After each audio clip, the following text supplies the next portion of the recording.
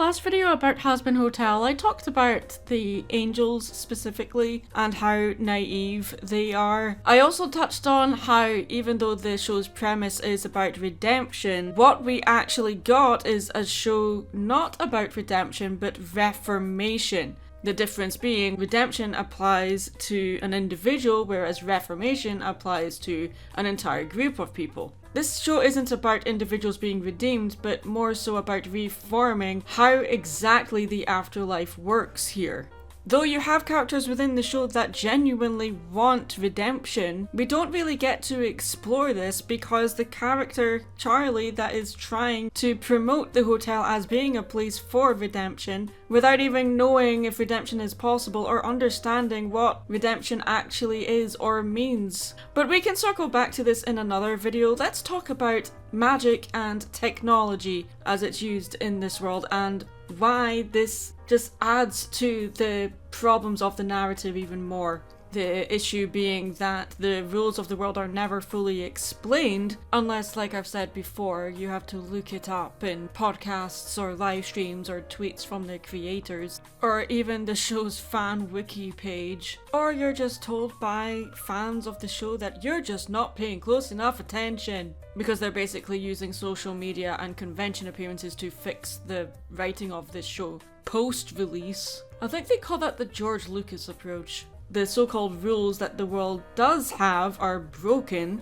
An example I've brought up before is the fact that holographic technology exists, as Adam used it to project himself into hell, but is never used again by any character. And we also see that weaponry in this universe is definitely technologically advanced, but somehow also has magical elements in there, and also learning the fact that angelic weapons used to wipe out sinners during the purge can also be used against angels themselves. How no one knew this before, I have no idea, especially Vaggie. Yeah, I called out this bullcrap with a video I released shortly after finishing season 1. But it also doesn't make any sense that no one else knew about this, even though the angels just left their angelic weapons lying around after the purge. It just feels like the rules are forgotten for the sake of emotional beats, or the rules of the magic are changed to nerf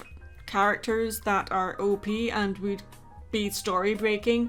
Lucifer, for example, revealing that he can't hurt sinners. And the fact that Lucifer can transform into various animals, not just a snake but other animals as well, seem to be completely forgotten about and underutilized. I mean, he could have easily have transformed into any animal to get away after his confrontation with Vox failed, and even hid from Charlie instead of just cowering behind a sofa. Then we see Lucifer is being used as a power source for Vox's hyper death ray, which is made out of angelic metal, which Carmilla was able to build because of all of the angelic weapons just left lying around. Hey guys, if you know that these weapons can be used against you, you might maybe want to have a cleanup crew after the purge, stay behind and collect all the weapons you just leave sticking out of the corpse you just killed. I also have to ask the question, if Carmilla built this weapon for Vox, wouldn't it have made more sense for her to sabotage the weapon herself for it to not work in the first place? Carmilla doesn't really have all that much of a character arc in this show, and it would have been interesting to see the weapons dealer of hell actually be proactive when it comes to defeating Vox, or at least sabotaging Vox's plan in some way. I also feel that Vox was able to manipulate her a little bit too quickly into building this thing in the first place. If the show is going to rely so heavily on technology instead of magic, I feel like that would have been a more successful payoff, and then Vox would have to resort to using actual magic to actually reach his goal, which he seemed to have forgotten about. His goal was meant to be to get up to heaven, so wouldn't it have been more prudent of him to figure out how to make portals work so that he could go to heaven? I mean, technically speaking, he did manage to get up there when he was able to broadcast to heaven, but that's not the same thing as actually achieving godhood. I would just find it interesting that a guy whose entire gimmick, including how he died, is all wrapped up with technology.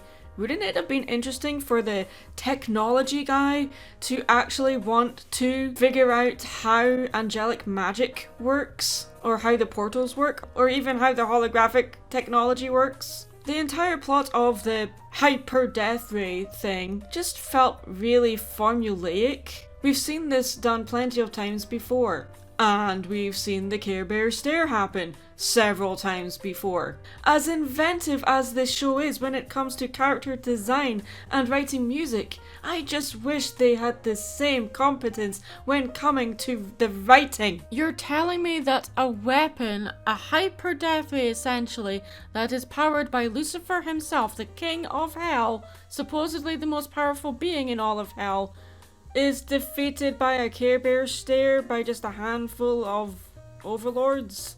Are you kidding me? Angelic weapons can be used to hurt angels, but I didn't know they could be used as a way to completely nullify their powers. Oh, Lucifer, what have they done to you this season? But what are your thoughts on how magic and technology works within the universe of Hazbin Hotel? Let me know in the comments below. I'm Mad Munchkin, stay creative.